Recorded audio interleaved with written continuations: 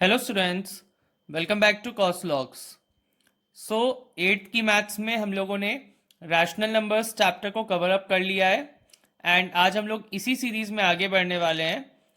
आज का हमारा जो चैप्टर है वो एनसीईआरटी का चैप्टर नंबर 2 है, that is linear equations in one variable. Now ये जो मैंने यहाँ पे कुछ इक्वेशंस लिखी हुई हैं, इन सब में ही आप देख सकते हो एक एक अल्फ़ाबेट प्रेजेंट है जिसको हम लोग यहाँ पे एज ए वेरिएबल ट्रीट करते हैं। जैसे यहाँ पे x, z, t, x, so on.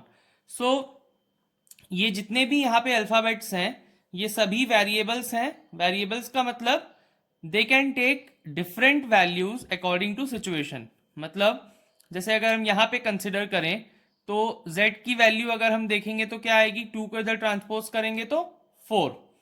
So variables can take different different values, that's why they are variables. Now, in this equation, apart from variables, what we can see? Some numbers, okay?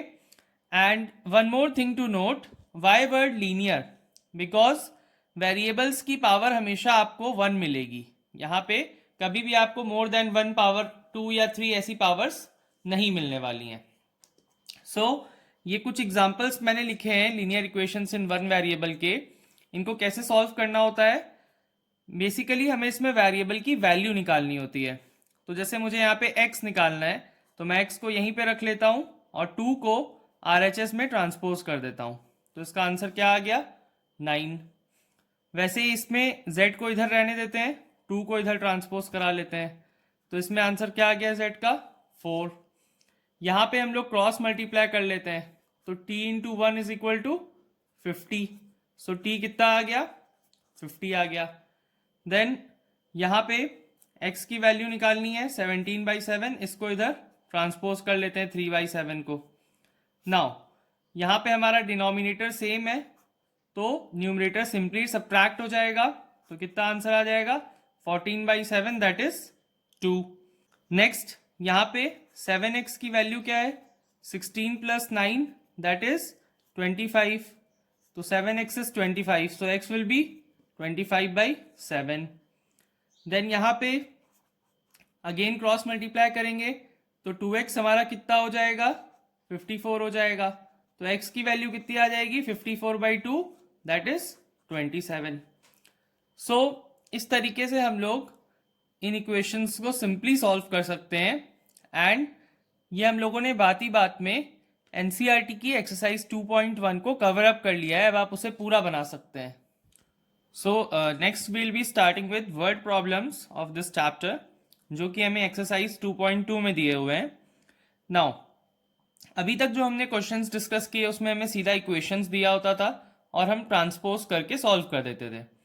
But now हम लोगों को कुछ word problems मिलेंगे जिसमें हमें कुछ situations दिए रहेंगे।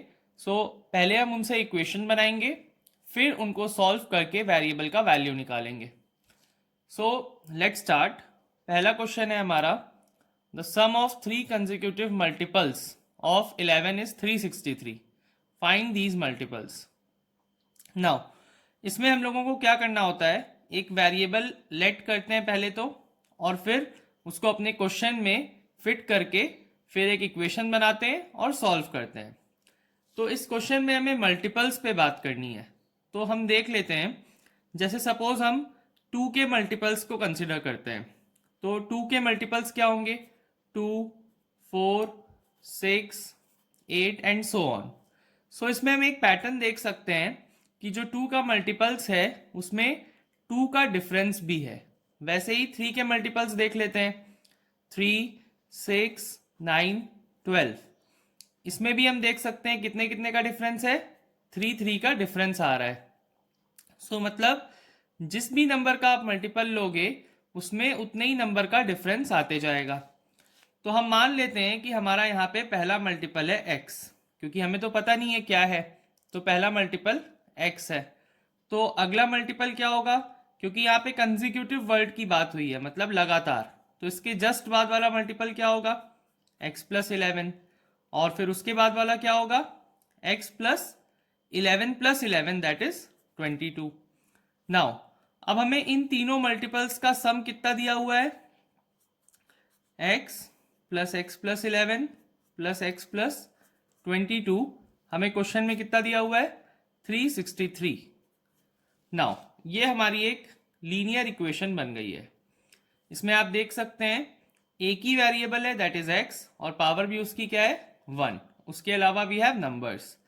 नाउ अब अपन इसको सॉल्व करते हैं। x और x को सारे ऐड करेंगे तो क्या आ जाएगा 3x, और 11 और 22 को ऐड करेंगे तो 33। सो यहाँ से 3x मेरा क्या आ गया 363 minus 33 that is 330। So x का वैल्यू क्या आ गया 330 upon 3 that is 110। So x का वैल्यू आ गया 110। मतलब मेरा जो पहला मल्टीपल है वो क्या है 110 है। फिर अब अगला मल्टीपल कैसे आएगा 110 में 11 ऐड करके दैट इज 121। अब फिर वैसे ही इसमें हम और 11 ऐड करेंगे तो क्या आ जाएगा, अगला मल्टीपल आ जाएगा that is 132।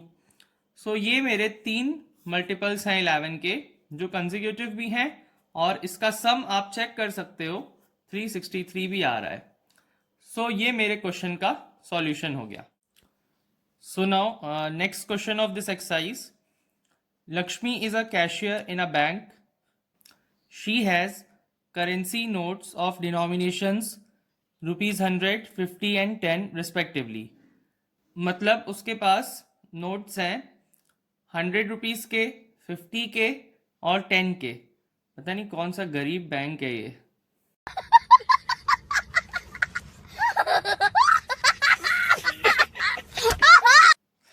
Jokes apart. So the ratio of number of these notes is 2:3:5. Now the total cash is 4 lakh with her. Now how many notes of each denomination she have? मतलब कितने कितने notes होंगे इन तीनों denominations के ताकि total cash 4 lakh आ जाए। सो इसको पहले एक इजी एग्जांपल से समझ लेते हैं।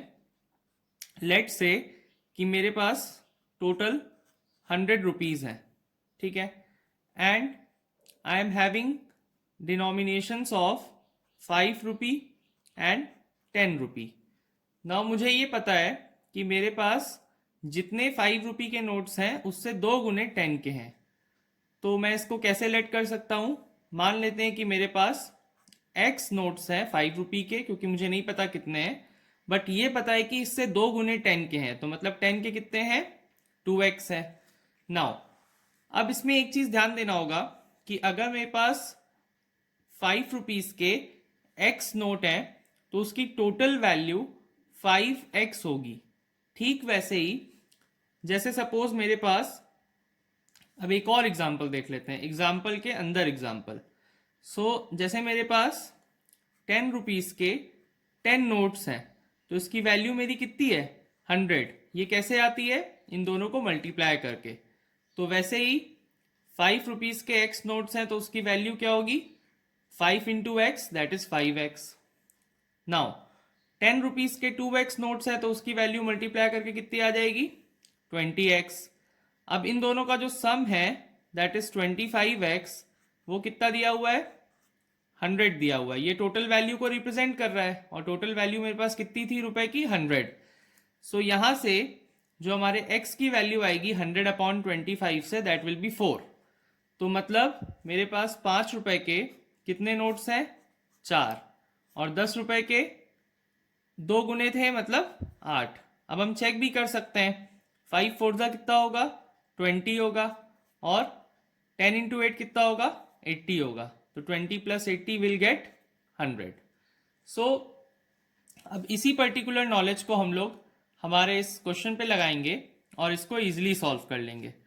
सो उसके पास कितने कितने डिनोमिनेशंस के नोट हैं 100, 50, 10, किस रेशियो में है 2:3:5। तो हम ये लेट कर लेते हैं कि 100 के 2x नोट हैं, 50 के 3x और 10 के 5x। अब मुझे मालूम है इस एग्जाम्पल के थ्रू कि नोट्स की वैल्यू कैसे आती है मल्टीप्लाई करके। तो 100 into 2x plus 50 into 3x plus 10 into 5x। Now हम इन लोग को प्लस क्यों कर रहे हैं? क्योंकि हमें टोटल वैल्यू चाहिए एंड दैट इज 4 lakhs। सो ये आ गई मेरी इस क्वेश्चन की linear equation in one variable that is x। अब इसको हम लोग थोड़ा सा सॉल्व करना स्टार्ट करते हैं। सो 100 इंटू 2x कितना आ जाएगा? 200x। ये हो जाएगा 150x और ये 50x और इधर हमें कितना दिया हुआ है? 4 lakhs। नाउ इन सभी को ऐड करेंगे तो 200 150 कितना हो गया? 350 और 50 400। सो 400x हमारा है 4 लाख। सो यहां से x क्या आ जाएगा? 4 लाख डिवाइडेड बाई 400 मतलब विल गेट 1000। अब इससे हम लोग अपना आंसर निकाल सकते हैं। 100 रुपीज के कितने नोट्स थे? 2x। तो 2 इंटू 1000 किए तो इसका आंसर आ गया 2000 नोट्स। देन वैसे ही 50 रुपीज के कितने नोट्स थे? 3x। तो 3 इंटू 1000 से इसका आंसर आ गया 3000 नोट्स। वैसे ही 10 रुपीज के कितने थे? 5x थे। तो 5 इंटू 1000 किए तो 5000। मतलब ये respective number of notes present हैं इस कैशियर के पास, जिसका टोटल सम अमाउंट का कितना आएगा? 4 लाख। तो ये भी हम चेक कर लेते हैं 4 लाख कैसे आएगा ये। तो जैसे 100 रुपीज़ के 2000 नोट्स हैं तो इन लोग को मल्टीप्लाई कर देंगे तो इसकी वैल्यू आ जाएगी 2 लाख। फिर 50 रुपीज़ के 3000 नोट हैं, इसको हम लोग मल्टीप्लाई करेंगे तो ये कितना आ जाएगा? 1,50,000 आ जाएगा। और 10 इंटू 5000 करेंगे तो 50,000 आएगा। इन सब का addition will lead to 4 lakh. So मतलब ये हमारा क्वेश्चन करेक्टली सॉल्व हुआ है। सो आई होप आपको ये चैप्टर का इंट्रोडक्शन एंड वर्ड प्रॉब्लम्स सभी अच्छे से समझ में आ गए होंगे एंड ये टेक्निक से भी आप कंफर्टेबल होंगे जो हमने ये न्यू टेक्निक्स डिस्कस करी हैं। इसमें कोई भी डाउट है तो आप कमेंट कर सकते हैं एंड ऐसे ही अमेजिंग कंटेंट के लिए चैनल को जल्दी से सब्सक्राइब कर लें and please share my video among your friends.